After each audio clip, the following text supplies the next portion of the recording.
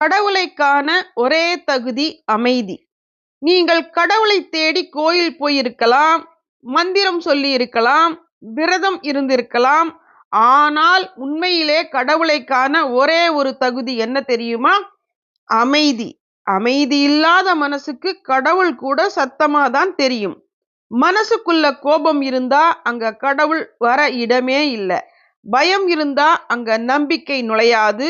பொறாமை, பதட்டம், அவசரம் இவையெல்லாம் இருக்கும் இடத்துல அமைதி இருக்காது. அமைதி இல்லாத இடத்துல கடவுள் தங்க மாட்டார். கடவுள் வெளியே இல்லை, அவர் கோவில் சுவருக்குள்ளும் இல்லை. நீங்கள் அமைதியாக இருக்கிற அந்த நொடியில்தான் கடவுள் உங்களுக்குள்ளே பேச ஆரம்பிக்கிறார். அதனால்தான் சில பேர் எதுவும் பேசாம அமைதியா உட்கார்ந்தாலே முகத்தில் ஒரு ஒளி வரும். அது பூஜை ஒளி இல்ல, உள்ளுக்குள்ளே ஏற்பட்ட அமைதியின் ஒளி. உங்களுக்கு எல்லாம் கிடைச்ச பிறகும் மனம் அமைதி இல்லைன்னா அது வாழ்க்கை இல்லை. எதுவும் இல்லாத நேரத்திலும் மனம் அமைதியா இருந்தா அதுதான் கடவுளின் அனுபவம். கடவுளை காணணும்னு வெளியே தேடாதீங்க. இன்று ஒரு நிமிஷம் உங்கள் மனதை அமைதியாக்குங்க. அந்த அமைதிக்குள்ளே நீங்கள் தேடிய கடவுள் உங்களையே பார்த்து சிரிச்சுக்கிட்டு இருப்பார்.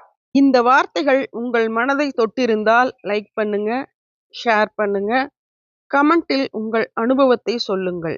நன்றி.